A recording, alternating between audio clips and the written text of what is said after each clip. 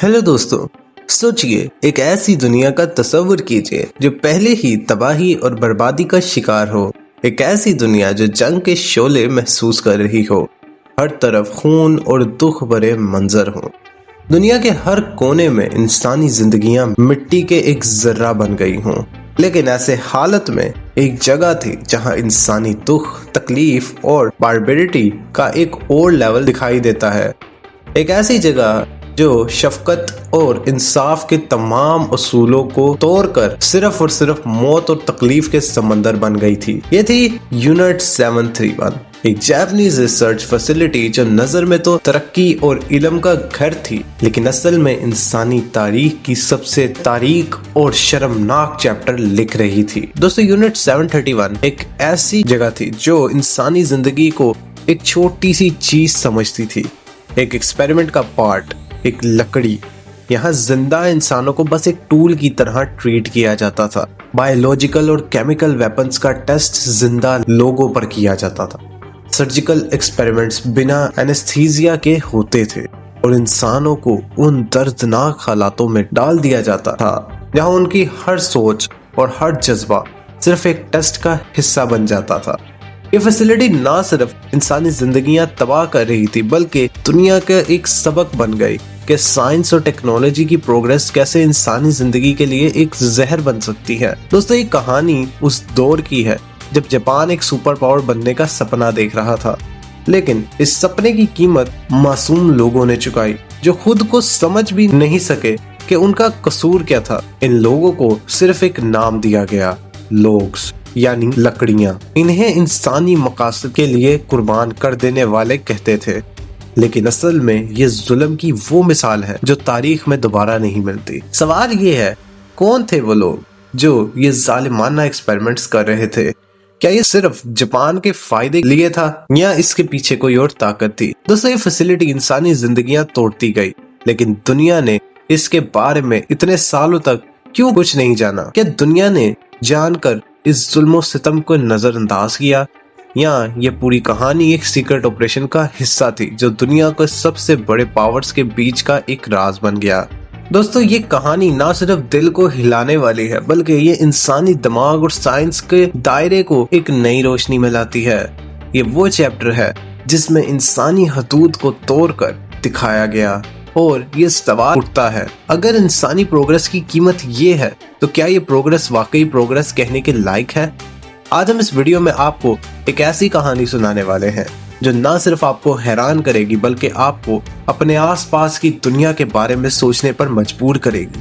ये कहानी है दर्द, तकलीफ और इंसानी इंसाफ की एक मिसाल जो हमें समझाती है कि इंसानियत के बिना कोई भी तरक्की अपनी असल कीमत खो देती है। दोस्तों, दिल थाम के बैठिए, क्योंकि आज की ये कहानी एक ऐसे दौर की है जो तारीख के सबसे तारीख और खौफनाक चैप्टर्स में से एक है।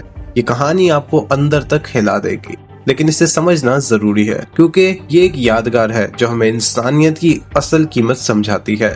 तो दोस्तों, चलिए वीडियो को शुरू करते हैं, लेकिन उससे पहले अगर अभी तक आप लोगों ने हमारे चैनल को सब्सक्राइब नहीं किया तो सब्सक्राइब कर लीजिए और बेल आइकन के नोटिफिकेशन पे दबाना मत भूलिएगा ताकि लेटेस्ट आने वाली वीडियोस के नोटिफिकेशन सबसे पहले आप तक आते रहे। दोस्तों, जंगे अजीम दोम के दौरान जापान का एक बड़ा मकसद था अपने बायोलॉजिकल और केमिकल वेपन्स को दुनिया में सबसे आगे ले जाना। लेकिन सवाल ये था कि इन वेपन्स को टेस्ट कैसे किया जाए। इसका जवाब था यूनिट 731, एक सीक्रेट लेबोरेटरी जहां इंसानों को लोग्स के तौर पर ट्रीट किया जाता था। ये लोग मासूम कैदी होते थे, कोरियन, चाइनीज और कभी कभी अपने ही जापानीज। इन्हें वहीं बंद कर दिया जाता था और उन पर वो एक्सपेरिमेंट्स किए जाते थे जो इंसानियत के बिल्कुल खिलाफ थे। यूनिट 731 में होने वाले एक्सपेरिमेंट्स किसी हॉरर कहानी से कम नहीं थे। जिंदा लोगों के ऊपर बगैर एनेस्थीसिया के सर्जरीज की जाती थी, ये सिर्फ देखने के लिए कि इंसानी जिस्म कैसे रिएक्ट करता है। दोस्तों, कुछ लोगों पर बायोलॉजिकल वेपन्स जैसे एंथ्रेक्स और प्लेग टेस्ट किया जाता था। ये लोग मासूम थे, लेकिन उन्हें एक डिजीज स्प्रेड करने वाले मीडियम के तौर पर देखा जाता था। लेकिन ये सब यहीं खत्म नहीं होता। यूनिट 731 में टेम्परेचर एक्सपेरिमेंट्स भी किए जाते थे। इंसानों को एक्सट्रीम कोल्ड में रखा जाता था ताकि देखा जाए कि उनका जिस्म किस हद तक सरवाइव कर सकता है। कुछ लोगों को जिंदा जलाया गया, कुछ को गैस चेम्बर्स में रखा गया और कुछ को बॉम्ब टेस्टिंग के लिए इस्तेमाल किया गया। ये सब सिर्फ एक मकसद के लिए, बायोलॉजिकल और केमिकल वारफेयर में प्रोग्रेस करना। ये एक्सपेरिमेंट्स ना सिर्फ जालिमाना थे बल्कि इनका असर आज तक दुनिया महसूस करती है। वर्ल्ड वार 2 के बाद यूनिट 731 के बारे में एक शॉकिंग बात सामने आई। एलीट फोर्सेस ने जापान के साइंटिस्ट को इम्यूनिटी दी, लेकिन एक शर्त पर। ये साइंटिस्ट अपने रिसर्च के डाटा को एलीट फोर्सेस के साथ शेयर करेंगे। इसका मतलब ये था कि दुनिया के सबसे बड़े सुपर पावर्स ने भी इंसानी दुख को नजरअंदाज किया, सिर्फ अपने फायदे के लिए। दोस्तों, यूनिट 731 इंसानी तारीख का एक दाग है जो कभी मिटा नहीं सकते। ये दिखाता है कि जब इंसानी प्रोग्रेस का मकसद इंसानियत के खिलाफ हो तो वो प्रोग्रेस नहीं, एक शिकस्त होती है। ये वो मिसाल है जो हमें समझाती है कि इल्म और टेक्नोलॉजी की तरक्की को कभी भी इंसानी जिंदगी की कीमत पे नहीं होना चाहिए। दोस्तों, यूनिट 731 की ये कहानी सिर्फ एक हॉरर स्टोरी नहीं बल्कि एक सबक है। ये सबक है कि हम अपने इल्म और अपनी प्रोग्रेस को इंसानियत की खिदमत के लिए कैसे इस्तेमाल करें। आज जब दुनिया जेनेटिक इंजीनियरिंग और आर्टिफिशियल इंटेलिजेंस और एडवांस मेडिसिन में नए नए मकाम हासिल कर रही है, हमें याद रखना होगा कि इंसानी जिंदगी से बढ़कर कुछ नहीं। दोस्तों, यूनिट 731 एक सीधा सवाल देता है, क्या इल्म का इस्तेमाल इंसानी इंसाफ और इंसानियत के खिलाफ हो सकता है? और अगर हो सकता है तो क्या वो इल्म वाकई फायदेमंद है? आज का इस सबक सिर्फ हिस्ट्री का हिस्सा नहीं बल्कि एक वार्निंग है कि हमें अपने मकसदों में इंसानियत को नजरअंदाज नहीं करना चाहिए। आपका क्या ख्याल है?